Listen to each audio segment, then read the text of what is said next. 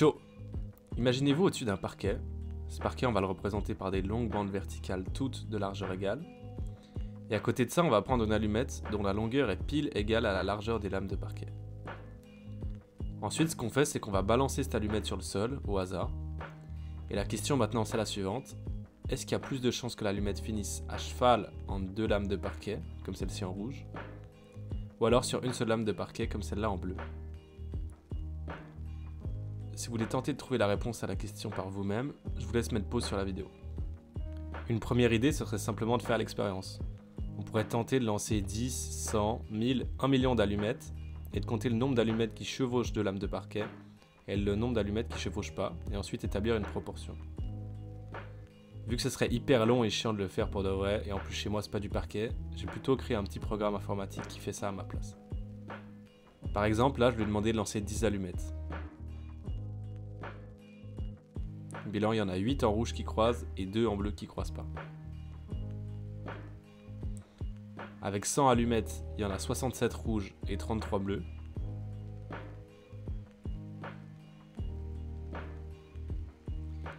Et avec 1000, il y a 690 à 310.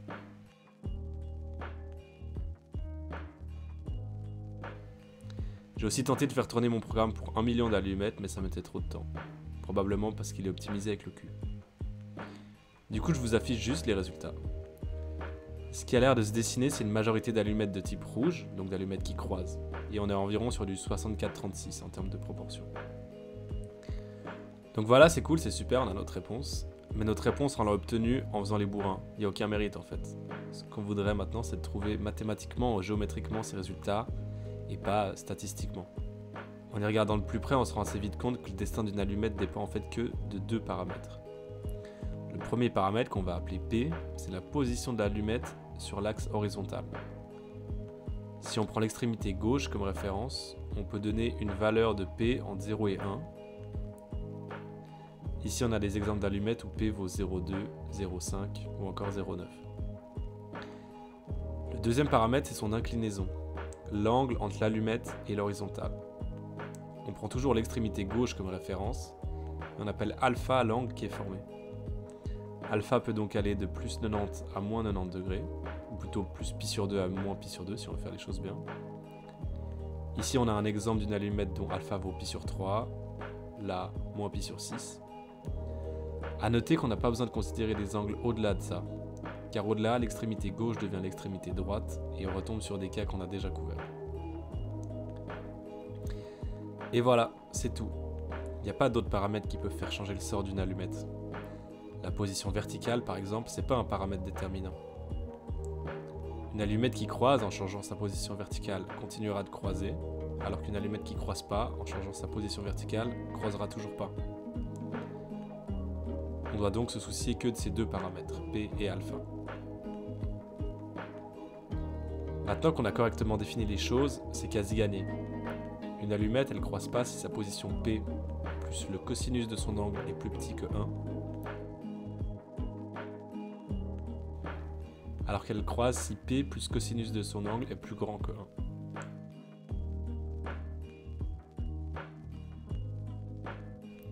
Et ces deux équations, elles peuvent être réécrites P plus petit que 1 moins cos alpha et P plus grand que 1 moins cos alpha.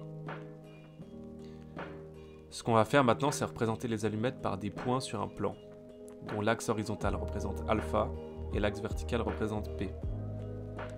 Vu qu'alpha est compris entre moins pi sur 2 et pi sur 2, et P est compris entre 0 et 1, tous les points qui représentent les allumettes se retrouvent en fait dans ce rectangle-là. On aurait par exemple ici en rouge une allumette dont P vaut 0,6 et alpha pi sur 4.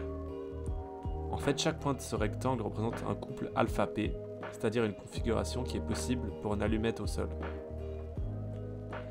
Si maintenant on fait apparaître la courbe d'équation 1 moins cos alpha, on aura que tous les points au-dessus de cette courbe représentent des allumettes rouges, alors qu'en dessous les points représentent des allumettes bleues. Pour établir la proportion d'allumettes qui croisent, on n'a qu'à calculer ce que représente la surface rouge par rapport au rectangle en entier, et pour la proportion de celles qui ne croisent pas, on n'a qu'à calculer la surface bleue par rapport au rectangle en entier. Le rectangle en entier, vu que c'est un rectangle, sa surface vaut base fois hauteur, donc pi fois 1, ça fait pi. La surface bleue vaut l'air sous la courbe 1 moins cos alpha entre moins pi sur 2 et pi sur 2. Donc l'intégrale entre moins pi sur 2 et pi sur 2 de 1 moins cos alpha. Et ça vaut pi moins 2. Et la surface rouge vaut donc le rectangle moins la surface bleue, ce qui fait 2. La proportion d'allumettes qui ne croisent pas, ça vaut donc pi moins 2 sur pi. Ça vaut environ 0,36 et on retrouve bien les 36% qu'on avait trouvé au début. Alors que la proportion d'allumettes qui croisent vaut 2 sur pi, ce qui vaut bien aussi les 64% qu'on avait observés. Donc voilà, problème résolu de A à Z, à la fois de manière bourrine et de manière un peu plus classe après. Avant de finir la vidéo, petit truc stylé, si on regarde cette dernière formule et qu'on la réarrange, on voit qu'en multipliant le nombre total d'allumettes par 2, puis en divisant par le nombre d'allumettes qui croisent, on devrait tomber sur pi. Et en prenant les scores qu'on avait pour 1 million de lancers, effectivement on tombe sur une assez belle approximation de pi.